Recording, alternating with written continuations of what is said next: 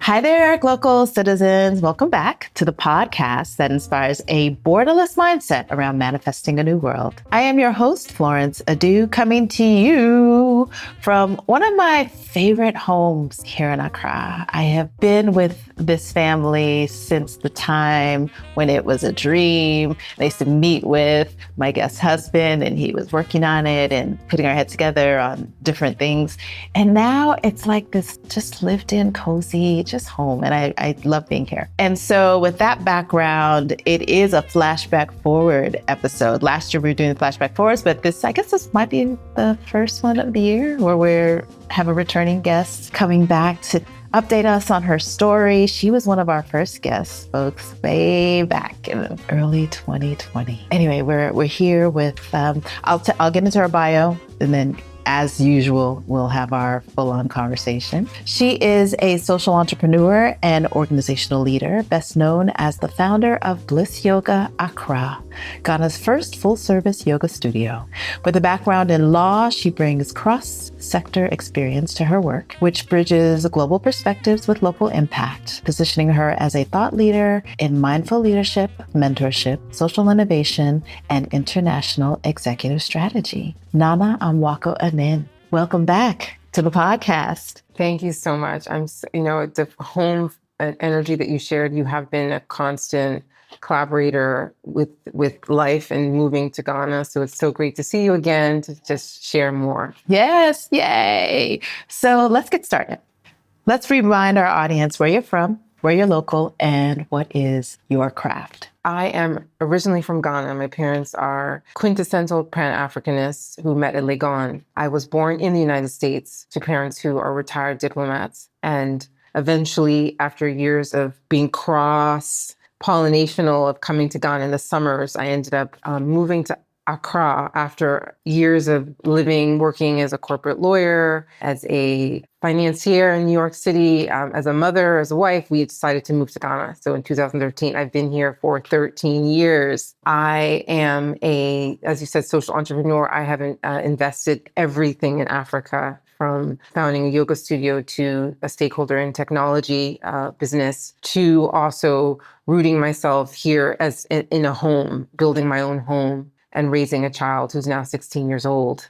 Can you believe it? My daughter. My craft is that I am really somebody who's now experiencing wellness through a very distinctively African lens.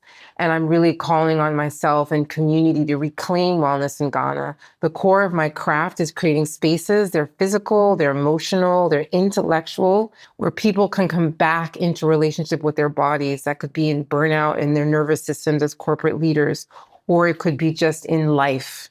And I continue to learn from being here. Yay. I love that. And I guess the last time we saw each other was at my salon. Yes. Yes. So Nana was part of the Solutionscape and Stretch Salon that took place in Accra. And she led a beautiful breath work / stretching / it's basically a wellness, I guess it's a snapshot of the kind of wellness experiences that you are providing in a corporate setting, right? Yes. Or just for organizations and in that way. So it was so awesome. Yeah, it was. Yeah. And folks, please bear with me. I am working on getting all of that content together because it's really important and it's really valuable. So salon stuff coming. Okay. Love your craft. Let's talk more about it. So what were the catalysts for you? You opened this studio that is at the core of what, I think you saw as wellness at the time. And being a studio owner in this environment, tell us about what that is like as a business owner, and then how you've had to necessarily evolve and not necessarily, but just also, I guess, professionally and personally evolve that vision. Yes. Well, my journey into founding Bliss Yoga Accra and as a wellness practitioner wasn't linear. It really came from personal inquiry, trying to understand stress and pressure and how we're living fully in a fast moving world. And then you bring Accra into this. And first, what led me into yoga and into building Bliss was about curating an experience of movement, somatic movement. I was a practitioner who licensed in New York City. Coming to Ghana, I opened what we would say is a full service yoga studio that had all the nuggets of yoga classes, teacher trainings, experiences that people could come for the first time and actually learn about yoga. And from that experience, we had hundreds of people in Accra who actually finally could understand the dynamics of what yoga is in relationship to our culture space, which again, initially was around sometimes the conflict about curiosity about what religion meant in our spaces. And so I think that honey was salved. And so Accra now has been bathed in a newer perspective about what yoga can be for them. But when you think about business and you think about the economics of running a business in Ghana, and I have to say that it was a huge learning scale, knowing that this environment, it takes a lot to open a business. And a lot of times it not only takes a lot of it from you personally, but you have to be strategic in how you finance the business, thinking about how you're going to keep your lights on for 13 years, which is what my business model has looked like. And in seeing that, I realized that there's a real big piece of economics for African practitioners, African entrepreneurs when they run businesses. Where is the line sight of funding activity? Is it personal resources? Is it, seed capital? And I saw a lot of entrepreneurs who are coached kind of crumble under these big questions where they weren't able to solve the big question of how were they going to maintain themselves. For me, I'd say that the highly resourced person, whether you're coming with funding, whether you're coming with personal capital, is the one that wins. And where does that leave younger entrepreneurs who want to build ideas that maybe don't have the knowledge or the network or the confidence to break into rooms, to be able to be understood and to be able to be heard about what they're looking to build? So fast forward 13 years, what have I learned? And where do I see business in Africa and also wellness? I see that we have to be smarter now because of where COVID left us. And remember with COVID, studio was full service. We had multiple classes a week. We shut down, we came back. But I think with COVID, I say this to a lot of people who are, if you're listening and you're thinking about opening something, an idea, growing something, grooming something, COVID made us all sit back and say, I just want to stay alive. I want longevity. I want to understand myself. I want to figure out why I'm not well. And so I was so proud to see our communities stop focusing so much on the trend of wellness. Like, I'm going to yoga on Saturdays. Where do you go? But more, I'd like to talk to somebody about how I'm feeling. Or I'd like to spend time in a workshop that Bliss Yoga is offering on the nervous system, on healing, on grief, right? So our culture in Ghana, I'm proud to say, wellness-wise, has matured where people are now looking more to understand themselves. And our businesses that sit on top of that are now capsules and like labs of knowledge, right? Where we can finally start to understand what stress means, what pivoting means, what grief means. People are honest enough to say that they're willing to talk about how they feel. And so our businesses, if we're smart enough and really care enough about our communities, can start to adapt. And so I've started to do that in my personal work as it relates to practice and yoga and just somatic movement. And I can share more about that. So yeah, we definitely want to know more about that. You made such an important point about this post-pandemic life that we're living, and people stepping up to this more personal honesty about who and how and what they want to be. And so I struggle with this because when I tell people ask me, oh, you look so great, what do you do? And I say I do yoga, and I always get a little bit of blankness, a little bit, right? So from it, and Africans, we struggle because of, that religious, you kind of touched on that religious thing. So where and how, you kind of touched on it, but how has the understanding of the practice changed? And have you really seen like proper change, or is it because you're kind of putting it into a wellness bucket that has changed, but truly like the somatic movement, and what is the vocabulary that might help it change if it hasn't? Well, if we look at the history of in Ghana particularly, and I've started to do intentful more research to help us understand how we've come to we'll even say the holistic practice, somatic movement, health. We'll put yoga in a moment. We'll take it aside just to understand. But for instance, in 1878, when the British were here in Ghana, there was an ordinance that was passed that banned holistic healing practices in Ghana. So that's like herbalism, that's everything related to healing us in nature and our community around how we hold people when they're sick. It was banned. And it wasn't until 1957 when Nkrumah really changed the landscape in the future of the history for Africa and for Ghana, that he brought back an ordinance and legalized holistic practices in Ghana and brought the herbalism back. And there was a committee that was formed and the work was presented again. And so what I would say about that is I kind of feel like our positioning and our language around what we had to heal was kind of hushed, and maybe more of the European models came, the penicillins and all the medicine and all the hospitalization and clinical became the norm in our classical structures for health.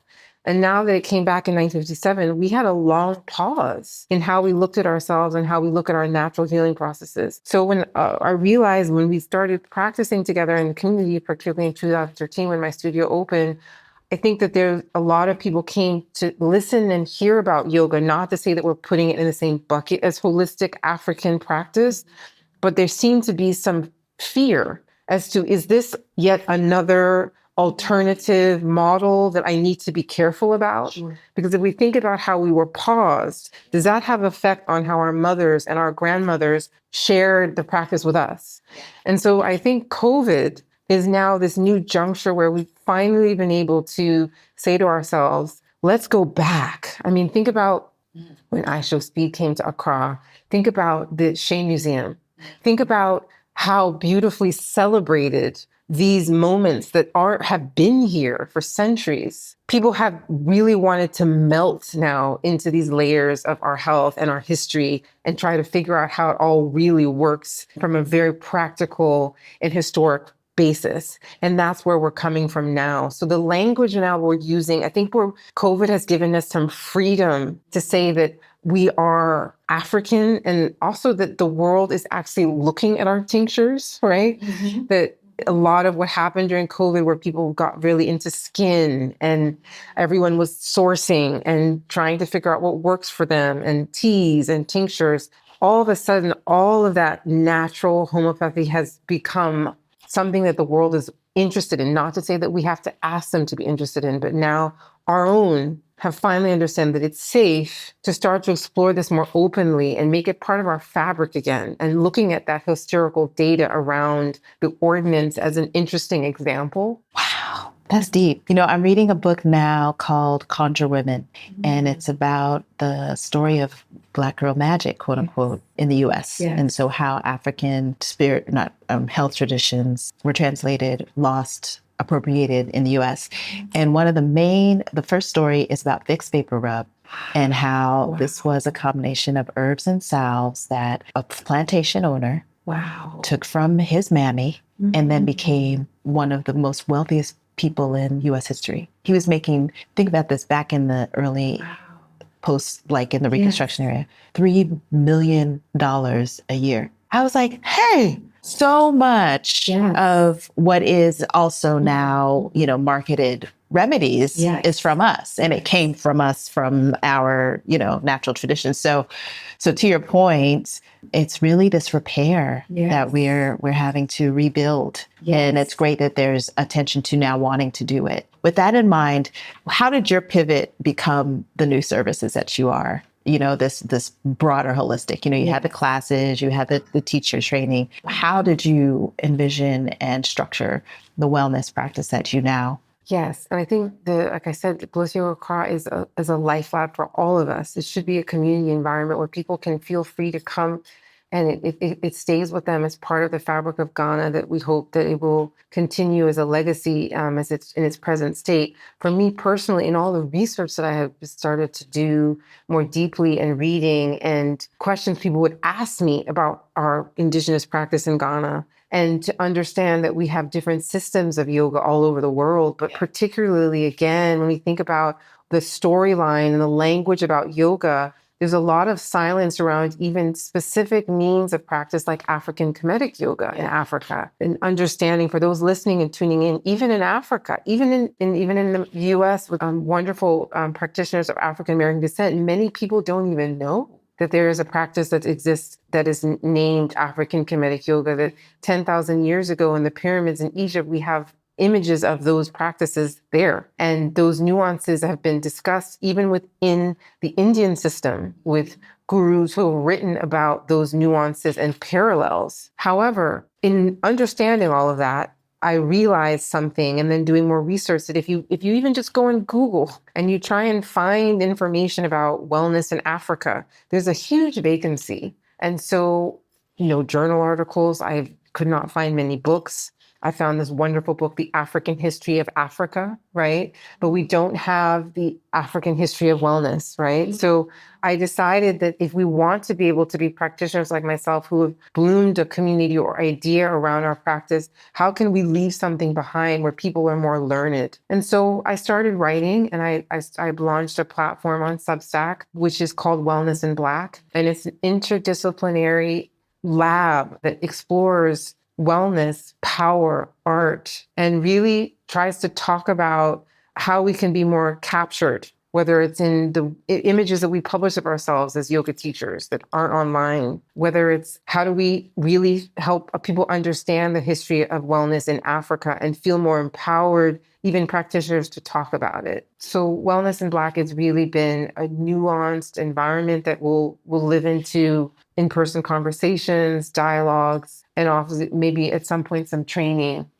as well. I love that. I love that. I want to kind of ask you my why the where question, but it's not in a geographical way necessarily, right? So it is in a presence of African mindset kind of way. So if you were to speak to an aspiring yoga teacher or trainer, what would you advise them in the why the where of how to ground their business or start to develop their own personal entrepreneurship, or just figuring out what it means to be a wellness provider, service provider? Yeah. I think if we look at wellness providers globally, the trend has been in the case that most people who are new to the space are mirroring what they're seeing in the space. And that's all over the world. And that's why we have so much wellness. We have different modalities that are becoming more popular. But I would say my honest advice is that if we're thinking about growth, ambition, creativity in Ghana or in Africa or anywhere that you are listening to in the world,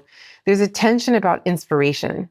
And I think that the practitioners that are building ecosystems, initiatives, they're building institutions, they're building movements, are actually coming to it. They're going camping for a month or whatever. And they're saying to themselves, who am I in this? Who am I in this? And who am I, and what's my aspiration? What's my steadiness? What are some of the uncertainties that I hold? How have I moved through my own healing? And when those people then build things and present themselves, the layers of attention and interest and success are bountiful. But I think as a practitioner, if we sit in aspiring to mirror what we see, and even in Accra, which is now vibrant in wellness, there is sort of like a copycat moment that people assume I'm building a business. Let me build it like her or him, and it will be successful. And unfortunately, a lot of those businesses are closing, because the people coming don't see the body of identity and energy and lived experience. They just see a trend. So we must think more about not the aesthetic wellness, but the functional wellness within ourselves. It should look less like somebody else, but it should actually support our own life and then our students' lives. That's knowledge, folks. This is why Nana is where she is and doing what she does. And so with that in mind, I want to turn the table a little bit to the Nana that's not the wellness practitioner, but the Nana that is a boss, a different kind of boss.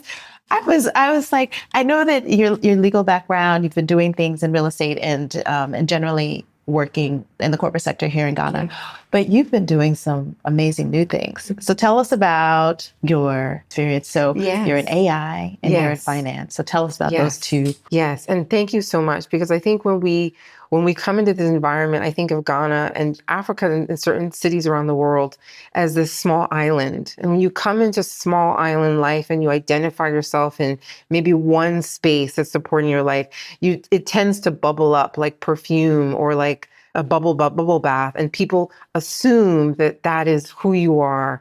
And so I always say to people that you can be beautifully scattered, but it can still be a nuance of a line of a seed of growth in how you do things. So I'm always been very people focused, very outcome focused. And as a social entrepreneur, being in Africa, we all have so many opportunities to really grow ideas from a higher level as a business owner, as a practitioner and owner of a studio who built something that has lasted. I have been a board member on various levels for several years, working to help emerging market businesses come into the market entry space here, whether it's in technology, whether it's in clean earth, whether it's in water sanitation. That has been something. Additionally, I always say I've invested everything in Africa. Yes, I have invested very fruitfully in real estate and building homes and building spaces and exploring how we can live attuned to investing on the continent, right? Which I think is important if you're thinking to build legacy. And then in addition,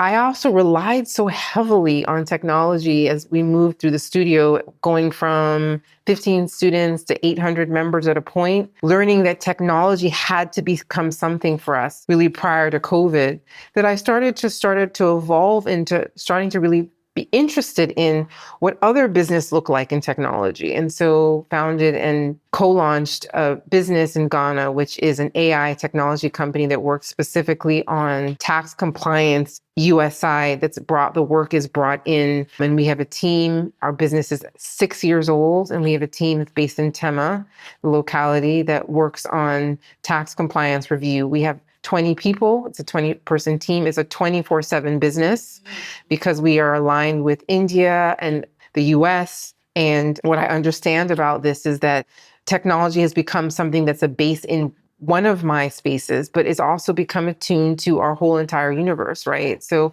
how do we become more interfaced with that? And how does that all fit together? I think, even in that role as a co-launcher and a stakeholder in the business, I decided to sit in the company as a chief people and culture officer. Because that, again, as I talk about that like scattered nature of what people would assume, you can use all the tools and continue to explore your well-living life, your intention about what burnout can look like, what the body can know and mind can show you in work to help other people. And so in everything I've done, I've always been centered on how do people feel, even in the person that's living in a home that I've built, real estate that I own, how do they actually consciously feel? And so that supports all of these ventures as a social entrepreneur. That company she just mentioned is called Crowd Reason. Yes, Crowd Reason Ghana. Yes. Crowd Reason Ghana. Yes. And I feel like that was early on in the AI, Yes. marketplace. So you really understand what it is to build a language model, Yes. right? Because that's what you ultimately did. And it's facing the globe. So your clients are everywhere, not just in Ghana. So you've kind of amassed a real expertise or expert knowledge on tax systems. Yes. And particularly interfacing that the business is global, the parties that work on the system are global, but the specific line of work is tax US, right? So that all the other around the machine learning and the human capacity and interchange between the information and data, but is housed, but then also is working on other platforms, like particularly India. And I'll say that, yes, I think that being, like you said, early days, we are really, as I know, Florence, you've also been so innovative in Ghana. When we sit in these locations and we're really, so it's like you have a pen and paper on your kitchen table, right? When you're thinking about what you're looking to build, that can be very scary. But if you're curious enough, you can actually think about something and build it. Yeah. And I think that the business Crowd Reason is an example of how you can be bold enough to say, I'm willing to try something. I'm willing to try something new. I'm willing to venture. I'm willing to grow my tree, the different branches. And I've met so many entrepreneurs in Ghana who are just not into one thing, right? That are really curious. And that's like the legacy of what this renaissance now in Africa is. In 50 years, all of these people, ideas that have been grounded in the early days will allow for us to have giants, in kind of what the storyline and what the language of what business looks in Africa. And now that the world is shifting, people are looking at in the diaspora, people are moving, they're looking to change dimensions, directions. They're seeing outside as a new opportunity. They're moving abroad, that we are now catching, right? That wave of interest, and we're still working harder, right? Yeah, definitely. And I like that you said that there's so much opportunity. Yeah. I was at an event recently here in Accra, and I was speaking to Africans from all over the continent. And one thing is for sure is that Ghana it's progressive, right? So when you look compared to other markets, aside from South Africa, parts of East Africa, Kenya, Ghana's has a really progressive, established business infrastructure and also governance infrastructure. These people were from smaller countries in West Africa, and they said, there's so much opportunity. Like, I'm here and I'm interacting with you, but with these other business leaders, and you can just choose a problem to solve, and it will be a market in so many African countries. And so I think that is a realization that the diaspora needs to understand, and also kind of give Africa grace to the extent that it's not going to be New York. It's not going to be Oklahoma. Yeah. We got roads to fix. We got these things, and that's a problem, a challenge that you can solve.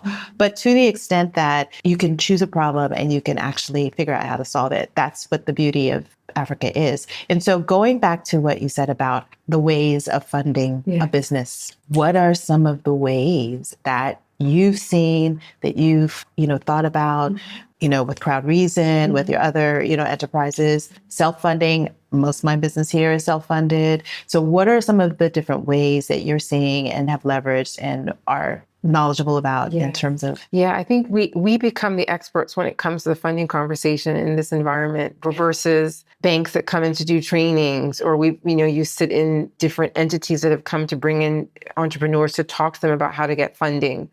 The business owner is the one. We are the experts, Florence. And so for what you said, I think there's 2 or 3 tiers, but I think there's tiers that give us freedom, and there's tiers that don't give us freedom in our long-term goals. I would say the majority of the best practice, usually for most, is that self-funded model initially.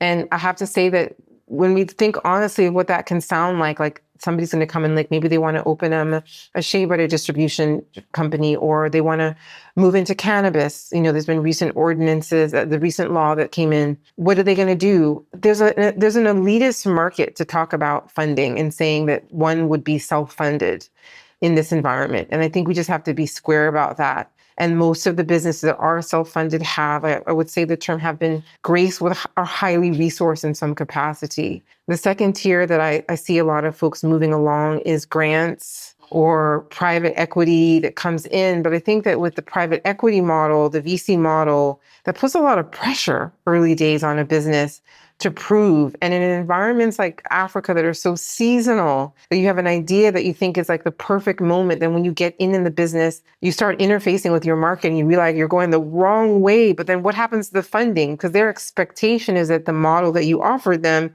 is the model they're going to get their returns on. Because that also makes sense for them in the other world, time. Right? Yeah. So I do believe that we're at a stopgap for the thousands of entrepreneurs who are not resourced in certain capacity. It's either they're going to go viral, and then the widgets will start building for them capital-wise, and they can then fund their business, or they'll close because the funding that they have maybe doesn't match the longevity in terms of revenue that the investor is looking for. So we have so many of the wins when it comes to private equity on the ground, but usually the VC model that wins those companies, we have founders who have a lot of outsider knowledge. Maybe they've been educated abroad. Maybe they've come in from like an MBA at Harvard, and not to say that those universities are the only way, but they've come to Ghana and they are African. Thank you. But they've come to Ghana with a certain social, emotional, and corporate intelligence that makes the VC endowment work. Mm-hmm. And their success rate is higher versus a younger, more in-tuned local entrepreneur who can still match and get that money, but then they crumble because maybe they don't have that life lab of maturity to be able to make it the sophistication of the model, not that they're not smart, and sophistication is not a biased term, but that they just haven't been able to build that knowledge quickly versus somebody from the outside. So I think we're still in a mix. I think it's still a mixed soup. And I love to see the local model work. I love to see the young 20 something, because in 15 years, most of our entrepreneurs will be that age. And most of our crowd will be between the ages of 24 and 45. So how do we understand that to say that I want to see more local, but I understand how complicated it is? Yeah. Then what do we need for us and for our people who are looking to grow at that level? We need more mentorship, and we need less about people saying they're going to give us money or give people money, but we're going to give people a build of knowledge and support that will help them when they do get there.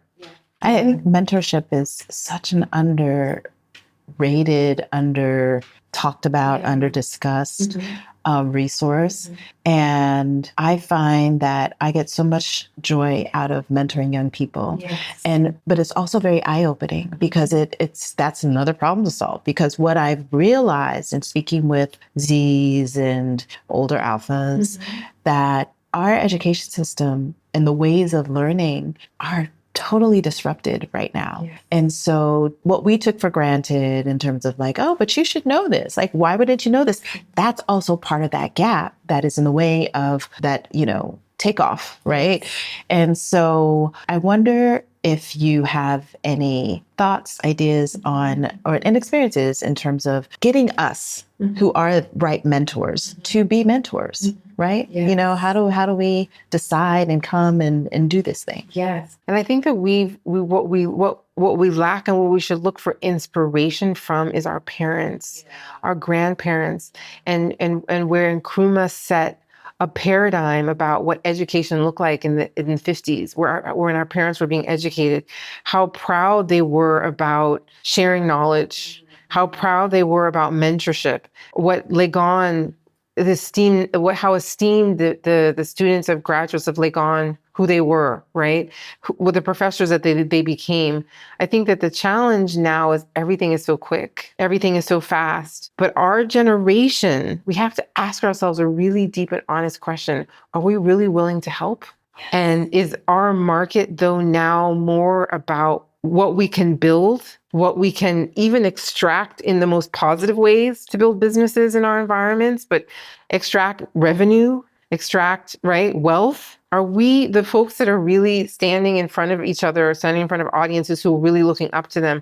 Are we really willing to help? And I'd say that I'll leave the question to those of you listening to think about the people that you're interfacing with, the people that you admire, the friends that work in higher places, who have command over generations, who have businesses that hire 20 people or 500 people.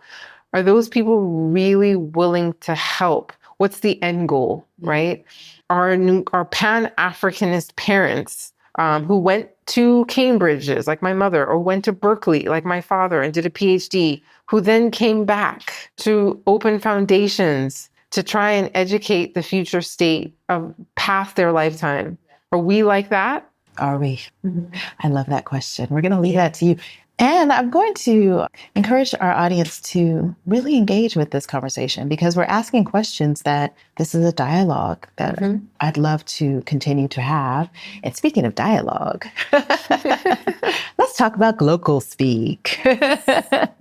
So what is a word, a phrase, or a saying that's a meaningful part of your local experience? And why or how do you value it as Glocal speak? Well, I think that I sit on a mountain around wellness and movement and somatic care and caregiving. And when I think about living in Ghana for the past 13 years, for me, Glocal speak, there's a certain phrase I specifically now every day I ask myself, and it is, I do really believe it's local to how we live in our nervous systems in Africa that can be so beautiful. We could wake up and there's like a home church next to us, like, blasting their music on a weeknight, or we could be in traffic and something happens in front of us that we have to divert or pivot, that we're constantly having to try and find ways to build and look to have a more even resistance to just the natural, beautiful, vibrant environment of Africa, of Ghana. So I ask myself this every day: what does my body know that my mind is ignoring, right? And I constantly to be able to get through such a charming, amazing, unpredictable day in our landscape, I asked myself about what does my body know?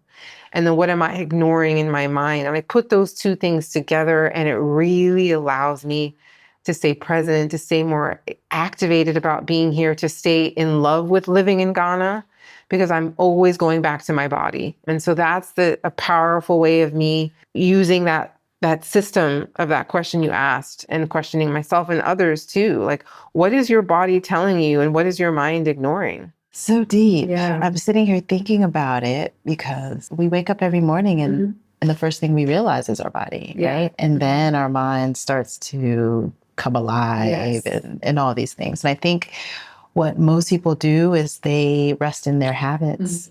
And muscle memory is deep. So it takes a little bit to get there. So this is a good way to talk about a mindset hack too, right?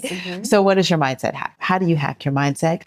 And I'll challenge you to think about, what is one that you would imagine for your 20-year-old self? A mindset hack that I use now predominantly is that I have more time, that you have enough time. If we're thinking about what we're doing in Ghana, if we're thinking about what we're doing as living in Africa, I always say that as soon as you get to Africa, as soon as you decide to live here, it is a form of retirement. It is a form of being able to pace yourself in a different market, in a different way that generationally, we have been able to say that we can slow down, that it's okay that somebody knocks on your door on a Monday at 11 a.m. or Tuesday at 3 p.m., that you're able to receive people.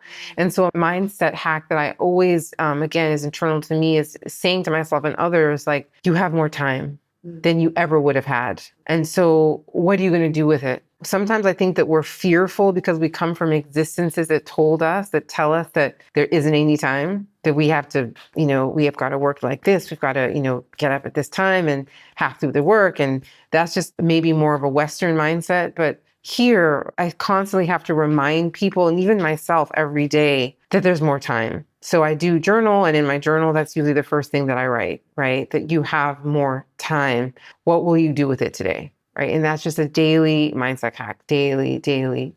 I like that. So is that what you would tell your 20-year-old self? Yes, that would I would tell my 20-year-old self. I love that. Someone recently asked me on an interview what advice I would give to my 20-year-old self. And I haven't heard that kind of question in a long time. And I, initially I said, I really have enjoyed, like, I have the unique position to have been able to make decisions for me. And so I don't know what I would have done differently, because I've been very fortunate to have the career path and had the vision and all of those things. But then as I was saying it, I thought about my reason for why I came to Ghana, and the reason, what I would have done differently and continue to do, is I would learn more languages. Yes. To be able to continue to infuse in people's lives, culture. But you know what? It's not too late. No, exactly. That's what I said. That was a huge, and it's the work I'm doing, but it's, my 50-year-old mind versus my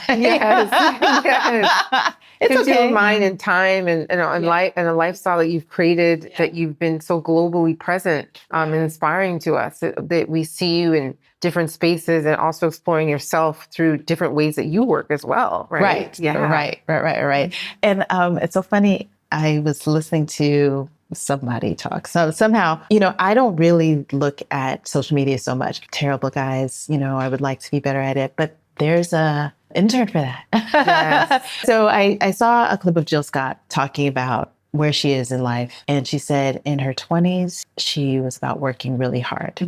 In her 30s, she was about working smarter. In her 40s, she was about working how she wanted. In her 50s, it's about working when she wants to. And in her 60s, it's going to be about working if she wants to. So and I was like, I needed that. That's beautiful. Yeah. That's a wonderful way to look at our lifetime. Exactly. And I could say I wouldn't have thought about that, but I feel like that is, speaking of, there's more time. And when you come here, you're on that kind of semi-retirement timeline. Pace. Yeah, the way the pace can look. Right, exactly. And it is that patience for the culture that we are. right? Because we take for granted that, like when I speak to these young people, they didn't have that pressure and they didn't have all these resources. So when we want them to do things fast, or think fast, they just didn't have it. So we do have to come back to where are we presently as the African, not as the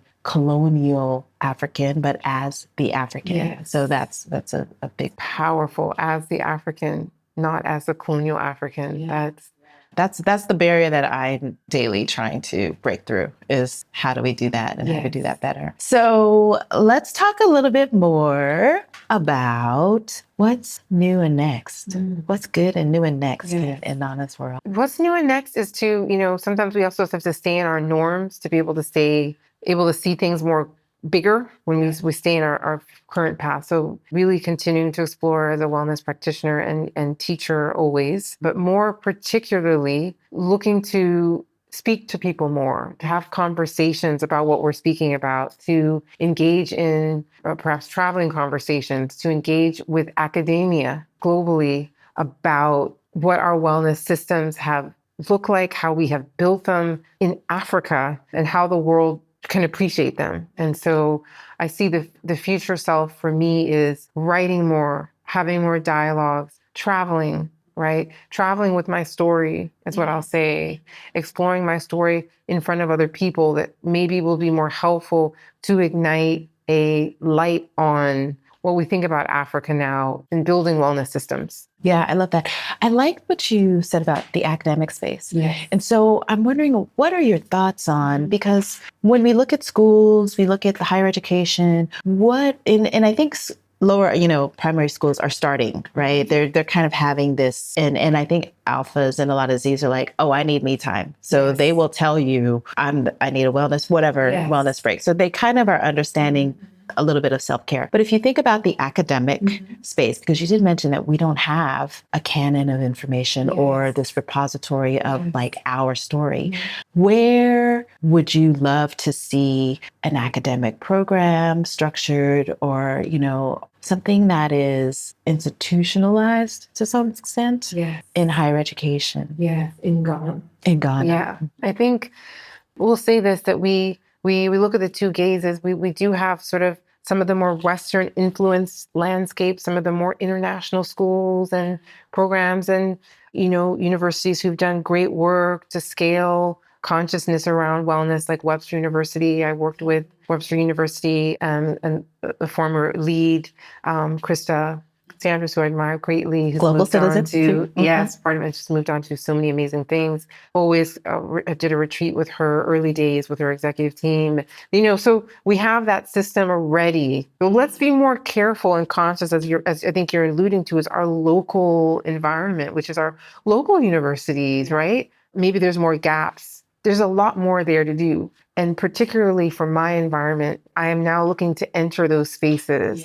And for example, we'll be now building a lecture series, and we'll be speaking at one of the medical schools here in Accra this spring, and starting a lecture series, particularly for medical students, but to talk more about how our nervous system and also how the history of our wellness practice, whether it's somatic movement, wherever it is, how they can use it more clinically, right? So this is, again, a first step to look at it from the more clinical, medical, holistic side, as me being a holistic practitioner who has worked in the medical spaces with clinicians for years, as a first step, right, to embody that. But so moving more fruitfully into the academic environments that are more local to us, and that can build a conversation. Yeah, I think you've hit on it, because I think it starts with where they are in terms of the practitioners, right? Before we can get to this building new practitioners. So like the practitioners that are in the space, if they are alert and aware.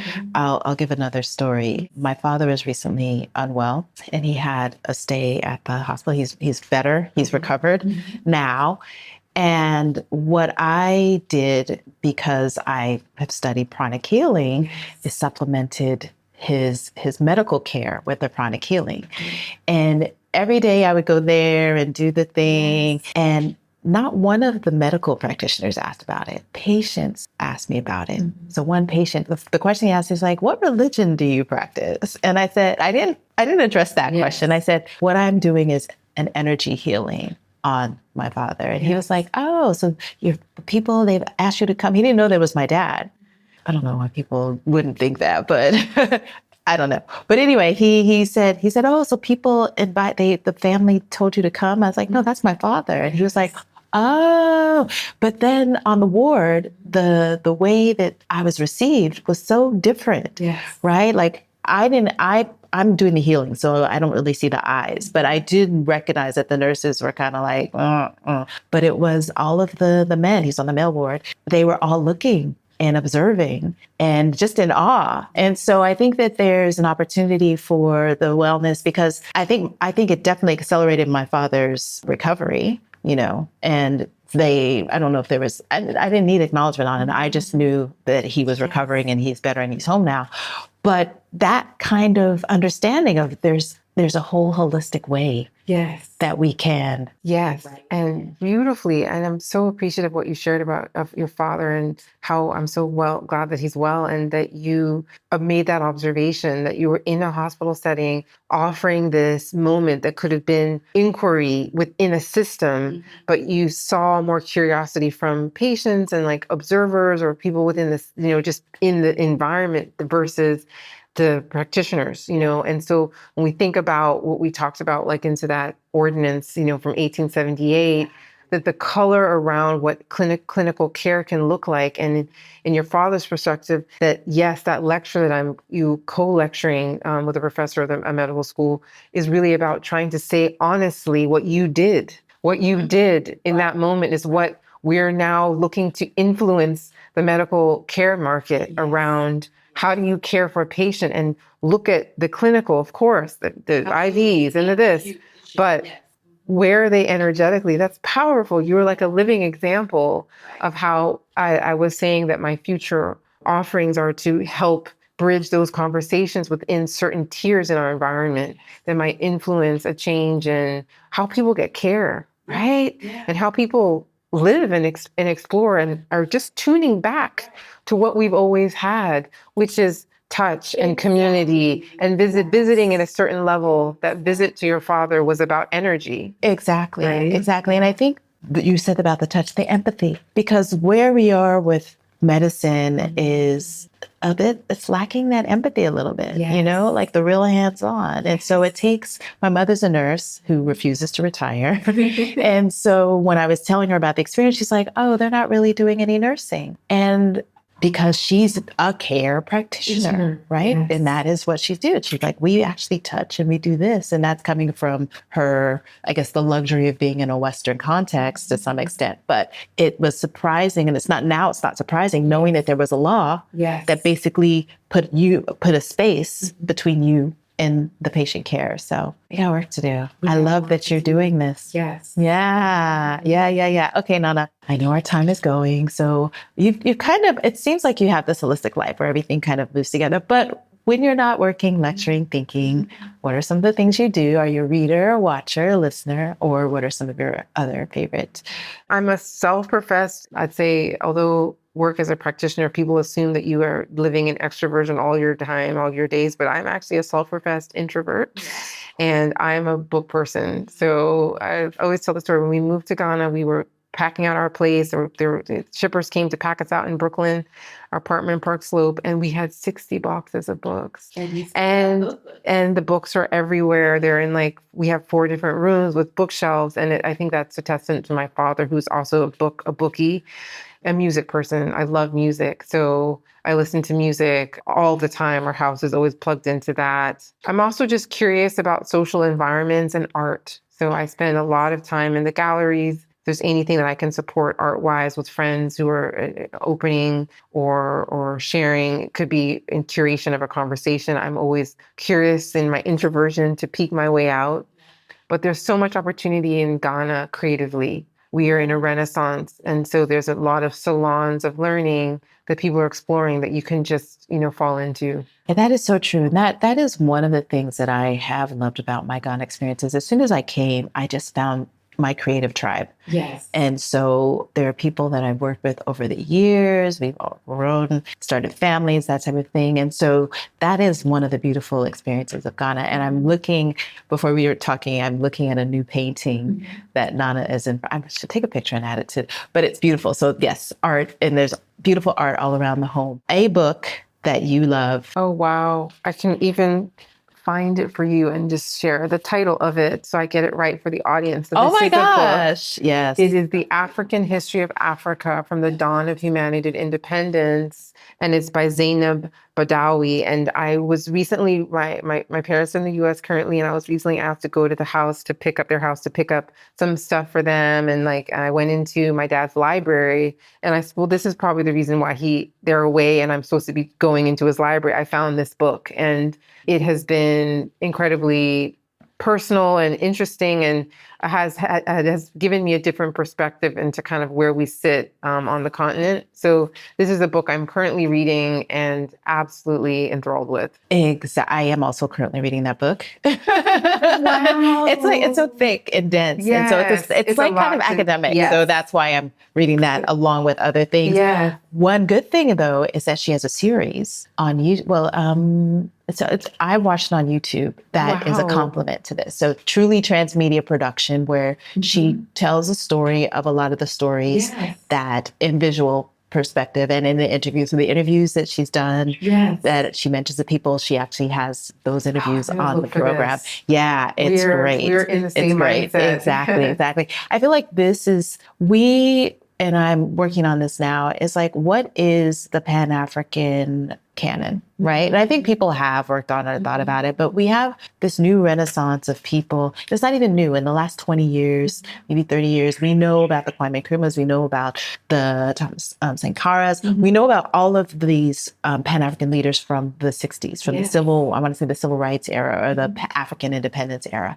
But there are so many other academics that have come up with stories that are investigating and inquiring about where we are and why we are where we are now. Yes. And because we haven't had a book like this that children understand, new voices can understand, we don't understand ourselves. I ask young people now and I say, do you know what Pan-Africanism is? No. It's a problem. Yes. Yeah. So thank you for sharing that. And this will definitely be, I told one of my mentees, to read that book. Yes.